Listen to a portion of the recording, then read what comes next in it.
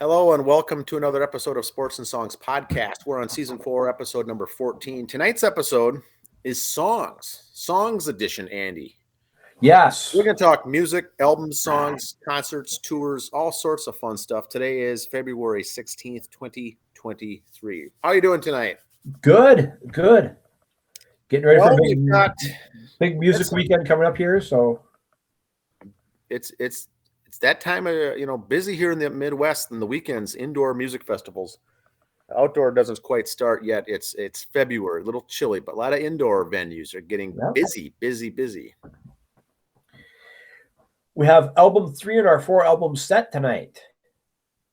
Well, what we're doing is we're doing a Rolling Stones album review. Rolling Stones. We're going to be covering today their 15th studio album called Black and Blue. Now, if you have the CD at home, it does fold over to see the whole group. Look at that. The whole group. Now, I have to preface it, Andy. I've never had this album. I've never listened to this album, but here it is here. Rolling Stones, Black and Blue. That's why you're not your mom's favorite, by the way. 1976. In fact, I double-checked with her. She didn't have it either. Really? Well, this is one of those, they were big in, the 60s, the Stones. And then a little bit 80s, kind of a resurgence. But this is kind of in the middle, and music didn't really have a home. And so they found themselves doing a little kind of disco, little reggae, disco era, little blues. And it's kind of called the album that kind of got left behind. Most don't remember it. But boy, if you go to the Wikipedia or the YouTube and go through and listen to this like I did this week and read the comments, this is one of the most underrated albums in Rolling Stones catalog. A lot of great musical work. Not songs you hear on the radio per se, but some musical gems. This was released April 1976. The album was recorded first after guitarist Mick Taylor quit the band in December 1974. So Mick Taylor leaves. Rolling Stones have always had 2 guitarists, two leads, Keith Richards and Mick Taylor. So as they did with the previous time, they were between guitarists. Back in 68 when they had this issue, Keith Richards recorded a bulk of the guitar works himself. Though the album recording sessions also served as an audition for Taylor's new replacement. And so what they did on this album, Keith Richards says, is that they rehearsed guitar players. That's kind of what they did on this album. They brought in session guys. They brought in different people to appear on the album, much like what the Foo Fighters have done recently on some of their things. They bring in some other folks, and it actually helps sell the records. They had Wayne Perkins appear, Harvey Mandel, Ronnie Wood. Ronnie Wood was on the previous album for the Stones, appearing on the title track, or It's Only Rock and Roll, and became actually a temporary touring member in all of 75 after Mick Taylor quit. So as they released the album and they toured, it was Ronnie Wood playing there on stage and became an official member in 1976. Charlie Watts, the drummer, and bassist Bill Wyman appear on nearly all the tracks. They also have some keyboardists, piano work on this album, and whatnot.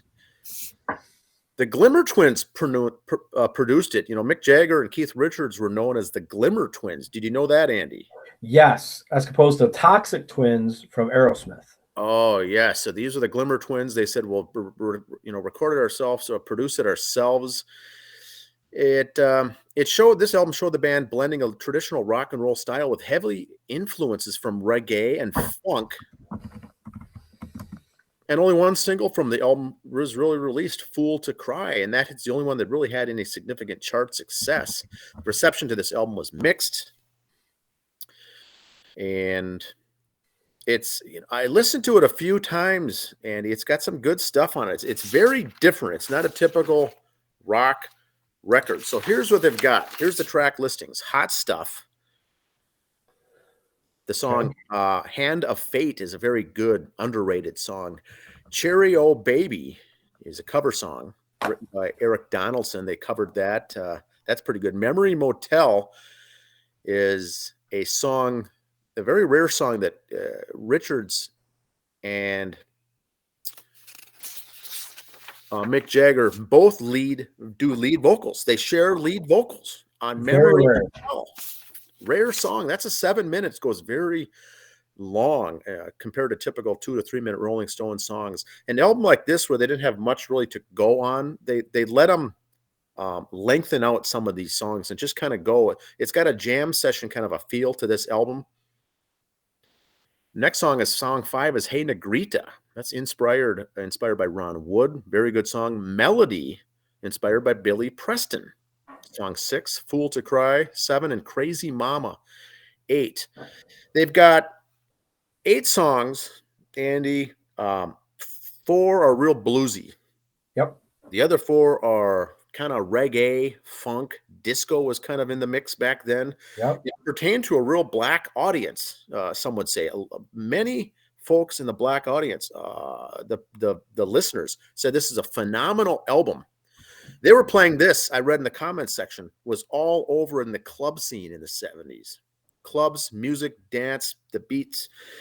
There wasn't hip hop back then, but it kind of the title of the album, Black and Blue. A lot of songs that were bluesy for the blues side of things. A lot of songs meant really directed toward the black audience, kind of have a black feel to the soul music on some of these other songs. That's where they get the Black and Blue from. Here's the personnel, Andy. Mick Jagger, of course. Keith Richards, of course. Bill Wyman, bass. Charlie Watts, drums. And you may have some information on some of these other ones, but there's additional personnel with Billy Preston playing piano, organ, percussion, synthesizer, electric piano. Nicky Hopkins, organ, synthesizer, piano. Harvey Mandel, not Howie Mandel, but Harvey. Not Howie, no. Wayne Perkins, Ronnie Wood, some very good musicians on this album. Ollie Brown, Ian Stewart. There's a horn section on a couple of the songs. So I was pleasantly surprised by going through and listening to this. It takes a couple listens to really let it grow on you, but it's a very soothing album. Now, the history. They returned to Munich, Germany to record this, where they recorded their previous album, It's Only Rock and Roll. Now, I didn't know that either, Andy. Munich, Germany was the hotbed back then. And they had played in Rotterdam, Netherlands, brought on some of these folks. Even Jeff Beck was in. Yep. They went over for a jam with the band to see what was going on, but he declined interest in joining the group as he was happy with his career. Rory Gallagher as well said, "No, we're happy with our solo careers. We'll come and jam with you guys, though. Tell us where you're at. We'll come and jam during the sessions." They weren't included, I don't think, in any of the final recordings, but Jeff Beck says, in the 2 hours I got to play, they gave me 3 chords to play. I need, quote, a little more energy than that. Yeah. And Rory Gallagher, just right there, I wrote down Rory Gallagher. There's Oasis, not that Gallagher family. Rory Gallagher was different from a rock band called Taste from 1966. Blues rock trio called Taste. So, well, yeah, because you are also a big fan of the blues. How did you like this album, Andy? I really do like it. It's got a lot of, like I said, the blues sound to it. And really, when you say the Black and Blue, you can't really say the blues without having the black influence, if you will, from jazz and from others. Not jazz, but blues. Jazz are kind of the same. They get mixed in a lot. Guys like Jeff Beck, Rory Gallagher, Clapton, Hendrix, all kind of did a bluesy type guitar. Mick Mars and Motley Crue is very bluesy. So you hear a lot of that in here. You don't associate Keith Richards with being a blues guitarist very much. So I think a lot of these other guys influenced or helping in there. Like Wayne Perkins was in on it. Peter Frampton. I'm not a big fan of Frampton, but he was in there. So a lot of names came in and really influenced. You got a lot of different feels for it, which I really loved that about the album. It was kind of like listening to one of those what's we're looking for We order the album on TV and it's got all the different bands on it, you know. Oh, It yes, felt like like the one of classics, the K-Tel. K-Tel, that's the word. Thank you. It felt kind of like that 'cause it was all the different guitarists that chipped in. It felt kind of like a K-Tel album in a way, but with the same lead singer. Yeah, So I got a lot of really good information just reading the comments on these songs that came as I went through each of the songs, the comments, and people to this day listening to this 60 years yeah, later. It's unreal. And most of the comments were the same by saying that this has been so underrated and not talked about as much. But the more you listen to it, the better it gets, and it really grows on you. This became a really popular. I mean, it only went platinum, but it 41 minutes, 24 seconds. It's considered hard rock, blues rock, disco, funk rock, reggae rock, and soul. They cover all the bases. that's what I mean. It covered everything on this album. So It's I was once again very interesting. Now, in typical Rolling Stones fashion, they needed some press, some publicity, of course, and so this album, like I said, is really directed toward black and blue as far as the type of music. But of course, they had a billboard on the Hollywood Sunset that had a was it a half nude gal beat up with bruises, and she said, I listened to Rolling Stones so often it made me black and blue. Now that drew the ire of women activist groups that were talking about violence to women, and there was protests being done because of this billboard, because I got black and blue but listening to the Rolling Stones album Black and Blue, and it shows her with bruise marks and whatnot all over her body. We know that it had nothing to do, but the press that it generated was genius. Pardon my language right here, right now. It was 1976. It started out. If you farted, people protested about it. Okay, so it was just an excuse to protest. There, I'll get off my. They did it, and I don't know who picked it or how they got it. How they went about getting that ad up there, but they knew. Oh, that was ballsy to do it. Yeah, it would cause a big outcry. Yep. Kind of like some of the stuff Gene Simmons with Kiss did. Loved to draw and push the buttons. He wanted to push the buttons. Yep. Because that, of course, that gets more press. It doesn't have to be good. It can be negative press, but press is still press. And that's what gets it. So, they had Rolling Stones, of course, had many other huge songs, huge albums, but this is very, very interesting. Now, the other thing I've got for this, which I didn't know until reading the liner notes, of course, but let me bring it up here. Well, you look at some of the reviews on it too, like you said. Village Voice gave it an A-. And some were very negative reviews. Some were very good. Another record guy gave it A-, 6 out of 10, 3 out of 5, 7 out of 10. So it was a better than average album, according to a lot of people. So that's.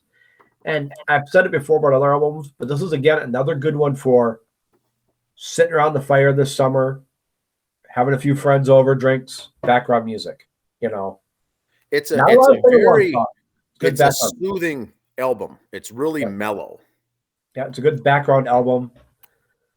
Now, what I found out when they did they flew to Sanibel Island in Florida to do the cover work, artwork.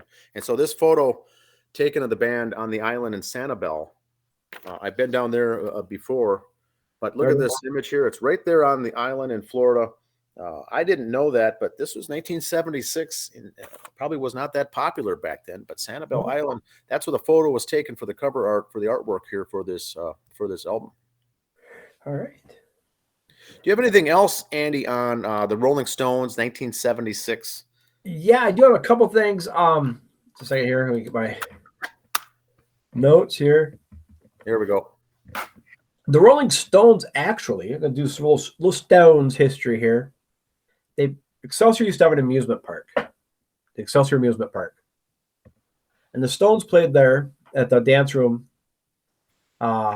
which hosted acts like Lawrence Welk, Tommy Dorsey, the Beach Boys, the Stones. Legend has it that a visit by the Rolling Stones in June of '64 inspired the lyrics to a song You Can't Always Get What You Want. A chance meeting between Mick Jones and a local character, Mr. Jimmy Hutmaker, gave rise to the story, which has never been verified. Now, I'll get back to that. Now, the Excelsior Amusement Park closed in 73 and was demolished soon thereafter. The park's owners then purchased land in Scott County at a new venue now called Valley Fair, which opened in 76. In fact, the old wooden roller coaster at Valley Fair is the same one from Excelsior. It is, okay. The white one. Maynard's Restaurant Excelsior now is where the same land that the amusement park was on. Let me get to a little bit here about Mr. Jimmy. I grew up in Excelsior. I knew Mr. Jimmy. Everybody in Excelsior knew Mr. Jimmy. The story goes, let's see if I can find it here. According to legend, in his Conspiracy Town ambassador, Jimmy was at the concert.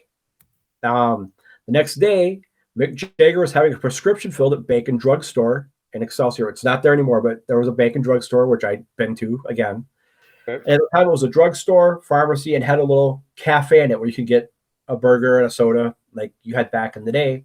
It was like that till the 80s. It was still there. He met Huntmaker there. Huntmaker complimented Mick Jagger that he had ordered a cherry Coke but had received a regular Coke instead. Then dismayed by his compliment, saying, "You can't always get what you want." 5 years later, on their 1969 album, Let It Bleed, the Stones released a song called You Can't Always Get What You Want and referenced a drugstore, a cherry soda, a prescription, and Mr. Jimmy, which was Jimmy Huntmaker's nickname in town. All appeared in the song. It is also told that Huntmaker had just happened to be ill, as in the song, a shorter version, and the B-side, The Ill Man. It was the B-side to Honky Tonk Women in 1969. It was named the 100th greatest song of all time by Rolling Stone magazine in 2004, 500 greatest songs of all time. Huntmaker's business card had the lyrics to the song printed on the back side. Jimmy had some mental issues. I'm not going to get into the bits on that. Everybody loved Jimmy in town. He'd go to the convenience stores in town, and next thing you know, you'd see 2 empty sandwich wrappers over there and an empty cup from Pop. No one said boo. It was fine. No one cared. He'd go to the Pizza Hut and he'd have like a set of 5 chairs around the table. Well, in the winter, it's cold like that here. He'd had like 4 or 5 jackets on, so he had a jacket at each chair, and Jimmy would be having a hoot of a conversation with himself. And people when they leave would give him a slice of pizza, and he'd stop his conversation and go, "Well, thank you." Jimmy was always nice to everybody, but Jimmy would not take handouts. I mean, he thanked you for the pizza, but you couldn't just go up and give him $20. He'd sell you one of his cigars for $20 though. So everybody would buy a cigar from Jimmy. He, like I said, sandwiches he'd eat. No one really cared. It was his thing. His brother used to take him around, Ralph. Then once Ralph passed away, other people in town took up the responsibility of getting Jimmy from place to place for errands. The story is, was Mr. Jimmy the legend of the song? Was it about him? Some people say the Stones' producer at the time was Jimmy Miller, and that's who it was. Me being from Excelsior, I'm going to vote for Mr. Jimmy. Yes, you have to. If it's not, it's a great story. Run with it. Urban legend is, until Jimmy passed, every time the Stones were in town, they left tickets for him at the will call window. Okay. Now, of course, Jimmy never went, but there was that urban legend. So you can look up Mr. Jimmy. Jimmy Huntmaker has his own Wikipedia page. You can find all the information on there. Either that or talk to anyone from Excelsior. I also know on good sources that 1964 concert at the park, I think the term used, it sucked. They were not accepted very well because, again, Lawrence Welk played there, Tommy Dorsey played there. Now here come the Stones. In 64. Who are you people? So they kind of got not a very good reception from some people. Some liked it, don't get me wrong, but some people were like, what is this long-haired British group doing here? So yes, it was mixed emotions. And maybe we'll get some comments in this section. Yeah, anyone from Excelsior can back me on this. The new Mr. Jimmy, please don't make me look stupid. Say, yes, Jimmy was a nice guy. The other song I liked is Memory Motel. Yeah. 7 minutes long, a great song. It's kind of a love song embedded within a life on the road, kind of a tale that they both sing, Mick Jagger and Keith Richards. But that's a real motel there in Long Island called Memory Motel that actually took place there, and there are some pictures of that as a small little rundown motel that actually does exist. They say that's what the song is linked to. Many also say that the love story there that takes place could relate to Carly Simon, the girl in the girl talking about that Mick Jagger's talking about there with his romance that summer at the Memory Motel is indeed really written about Carly Simon. And funny, she has a song called "You're So Vain," which could be about Mick Jagger. Yes. So lots of things going on here, but a very good song. But this album, boy, you listen to it a couple times, it will start to grow on you. Some good stuff. I've never before listened to the whole album ever until here this last week. So, any other thoughts on Rolling Stones, or should we go to some updates for you? I got some other music stuff here. Other music, yes. Let's hit some concerts, local concerts. Free Fallin' is playing, yes, at the Old Log Theater in Excelsior this Saturday. $25. We've talked about this in the past, so that's coming up this Saturday. But what I hope, Andy, is that this kind of takes off. This Old Log Theater would be a great venue. Yep. On nice a big stage venue for music to come in there and get some selling some tickets at the Old Log.